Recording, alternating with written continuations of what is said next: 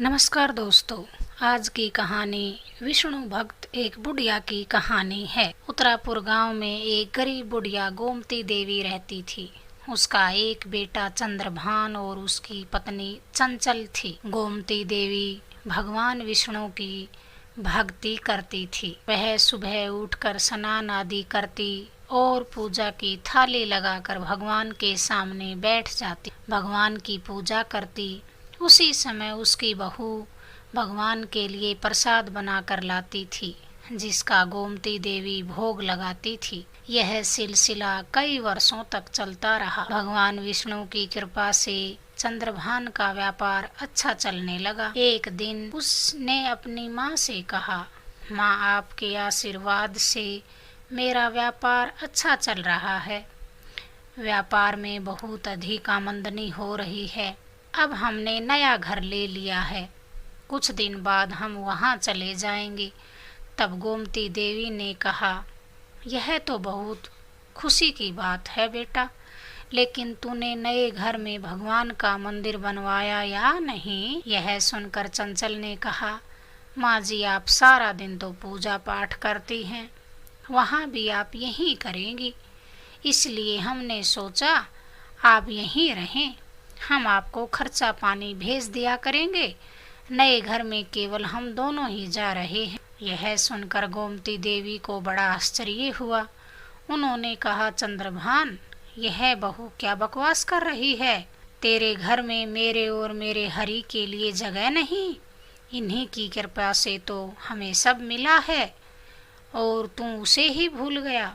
चंद्रभान ने कहा, माँ, यह सब मैंने अपनी मेहनत से हासिल किया है, इसमें भगवान ने क्या किया है? और चंचल कह तो रही है कि आपको खर्चा भेज दिया करेंगे, आप इतने बड़े घर में जाकर करेंगी भी क्या? गोमती देवी रोने लगी। दोनों बेटे बहू उन्हें छोड़कर नए घर में चले गए और गोमती देवी दिन रात भगवान विष्णु से प्रार्थना करने लगी, हे परमात्मा, मेरा बेटा ना समझ है, उसे कोई दंड न देना। एक दिन उसे अपनी गलती का एहसास हो जाएगा तो वह आपकी शरण में जरूर आ जाएगा, उसे माफ़ कर दीजिए। अगले दिन से गोमती देवी सुबह स्नान आदि करके भगवान के लिए प्रसाद बनाती, भगवान श्री हरि का भजन पूजन करती, प्रसाद ग्रहण करती। कभी कभी वे अपने लिए खाना बनाती और कभी केवल प्रसाद खाकर ही अपनी भूख मिटाती। एक दिन गोमती देवी घर के बाहर बैठी थी, तभी उनके पड़ोस की एक औरत वहां आई। गोमती देवी ने उससे कहा, बेटी, मुझे बाजार से कुछ सामान ला दे, मेरे से तो चला नहीं जाएगा, कुछ घर का सामान खत्म हो गया है। वह औरत बाजार से सारा सामान ले आई और घर में रख दिया। जब वह सामान रख के जाने लगी तो उसने गोमती देवी से पूछा, माँ जी, आपके बेटे बहू ने आपको बुलाया नहीं? चंद्रभान ने पूरे गांव में तो दावत दे दी अपने नए घर की। तब गोमती देवी ने कहा, जो मेरे श्री हरि का न हो सका वह मेरा क्या होगा, अब मुझे उससे कोई मतलब नहीं रहा। यह सुनकर वह औरत चली गई। इसी तरह समय बीतता गया गोमती देवी का।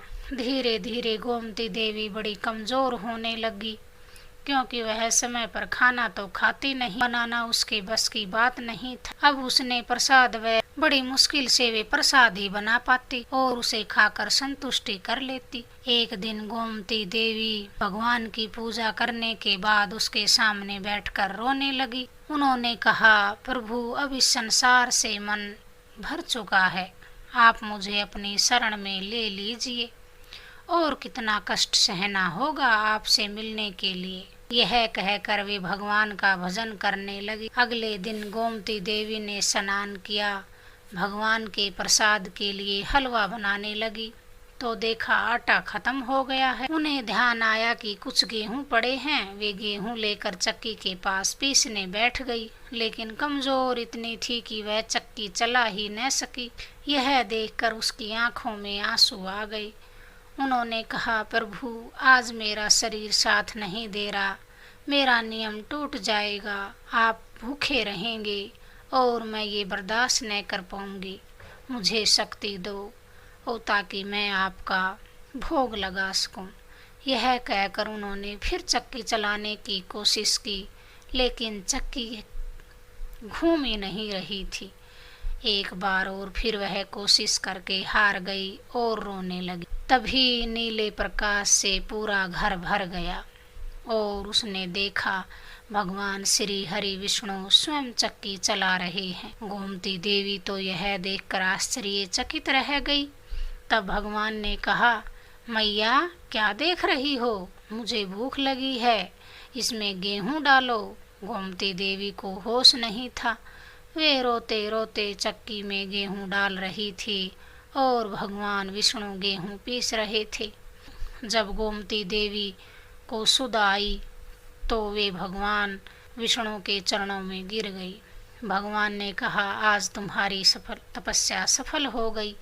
मांगो, क्या मांगना चाहती हो? गोमती देवी ने कहा, मुझे अपने चरणों में स्थान दीजिए प्रभु, और कुछ नहीं चाहिए। भगवान श्री हरि ने उन्हें आशीर्वाद दिया। गोमती देवी पहले जैसी स्वस्थ हो गई। भगवान ने कहा, मेरा भोग कहाँ है मैया? यह सुनकर गोमती देवी ने हलवा बनाकर भगवान को दिया और भगवान श्री हरि ने बैठकर हलवा खाया और कहा, मैया मेरा मन भर गया तुम्हारे भोग से। अब इस संसार में तुम्हारा कुछ समय बाकी है, उसके बाद तुम्हें वैकुंठ की प्राप्ति होगी। आज से तुम्हें यहाँ कोई कष्ट न होगा। यह कहकर भगवान अंतर्ध्यान हो गई। तभी वह छोटा सा घर सुंदर महल बन गया और उसमें अन्न धन के ढेर लग गई। भगवान की कृपा से नौकर चाकर काम करने लगे। भगवान विष्णु के बारे में सुनकर चंद्रभान और चंचल रोते हुए आई और माँ के चरणों में गिर पड़े। गोमती देवी ने उन्हें माफ कर दिया और सब साथ रहकर भगवान श्री हरि विष्णु का गुणगान करने लगे। दोस्तों, अगर आपको यह कहानी पसंद आई तो प्लीज़ हमारे वीडियो को लाइक कर देना, चैनल को सब्सक्राइब कर देना। धन्यवाद।